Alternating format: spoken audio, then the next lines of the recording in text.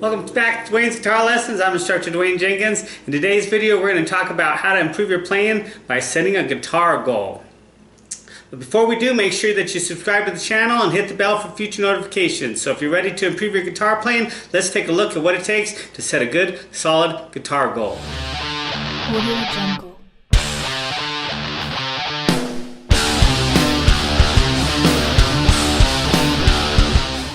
Alright, now one sure way of improving your guitar playing is setting yourself a guitar goal. Okay, this is very, very important. And a lot of people don't do this and then they wonder why they don't progress. Okay, they just mess around, they go from here to here, there to there. They don't really have a guitar goal. They don't have a goal of what they really want to progress, what they want to accomplish. Okay, so what we're going to do in this video today is we're going to talk about 5 things that you want to think about when setting a guitar goal. Okay, number 1.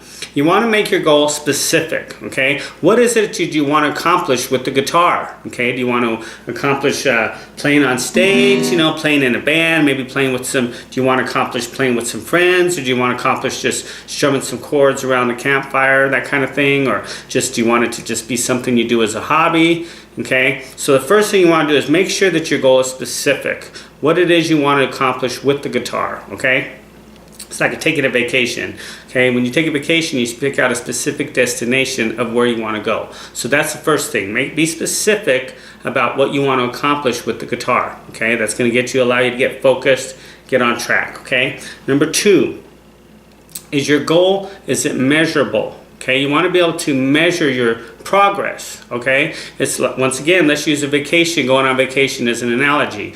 If you go on vacation, you say, okay, we're going from point A to point B. It's 2,000 miles. You can track your miles to see if you're where you're supposed to be. Okay, so that's another thing to make sure with your goal is that you can track your results. Okay, very, very important.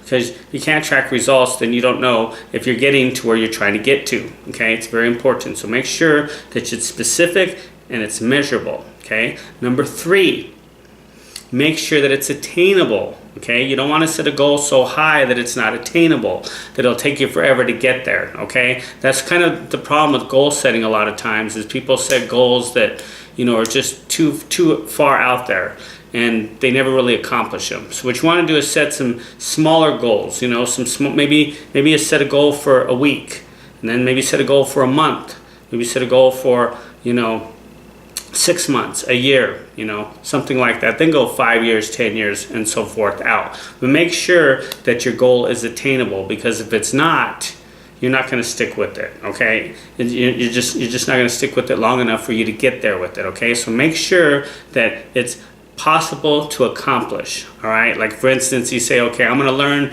these 3 chords, you know, G, C, and D. Okay, those are your 3 chords that you're going to accomplish for the sake of argument, okay? That's something you can accomplish. That is attainable, okay? But to say you're going to learn 300 chords, well, you could do that too, but you might quit before you get to there, okay? So make sure that it's attainable, all right? Number 4.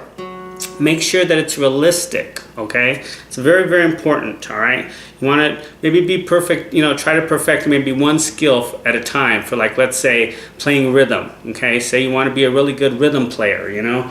You want to, you know...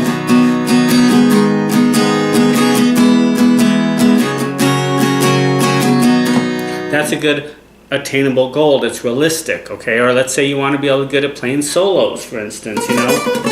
Playing this kind of stuff. Okay, that's attainable. That's a realistic goal that you can attain, okay? Maybe you learn the scales, maybe you learn the chords, maybe you learn the strumming, you know?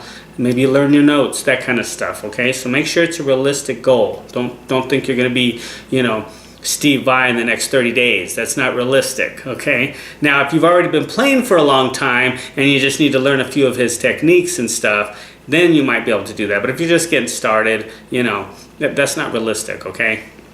Heading in that direction within the next 30 days is realistic, okay? All right, so that's number 4. And then number 5 is you wanted to give it a time frame, okay? Say 30 days, 60 days, 90 days, okay? That's what I'd recommend. Set yourself a goal for the next 30 days. What do you want to accomplish within the next 30 days? If it's something a little bit bigger of a goal, maybe shoot for 60 days. You know, if you say, okay, I want to be proficient at playing rhythm, learning a handful of chords and being able to strum them in time. Okay, that's a good goal. You could probably accomplish that in 30 days if you practice every single day. Okay, now if you say, well, I want to be able to play rhythm and lead, which means you'd have to learn some chords and some scales, then you might want to set that out for 60 days. Because now you're accomplishing two things.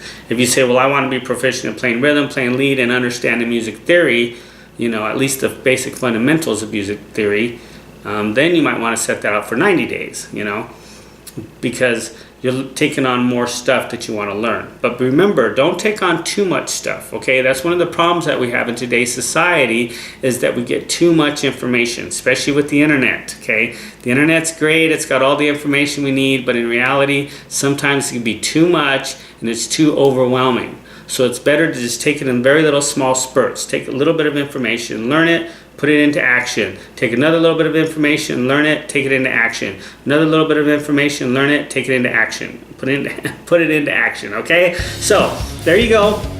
Those are 5 things that you want to think about when setting your guitar goals. Number 1, be specific. Number 2, make sure it's measurable, that you can track your results. Number 3, make sure it's attainable, something that you can actually attain, okay? Number 4, be realistic with it, okay? That you can actually, it's something that you can realistically accomplish. And number 5, give it a time frame, 30 days, 60 days, 90 days, something like that, okay? And if you have some issues with that, be sure to grab my free training guide on goal setting. I'll put it in the link below the video, and grab that. That'll really help you to get focused on what you want to accomplish, okay? So thank you so much for watching. Be sure to subscribe to the channel. Check out my website at DwaynesGuitarLessons.com. I have a lot of great stuff there. And like I said, if you leave a comment below if you have any questions, or if there is anything else that I might have missed that you feel that you would like to add to the discussion, be sure to do that so that other people can come along and see that and maybe get some value out of that as well, okay? So thank you once again for watching. Until our next lesson, you take care.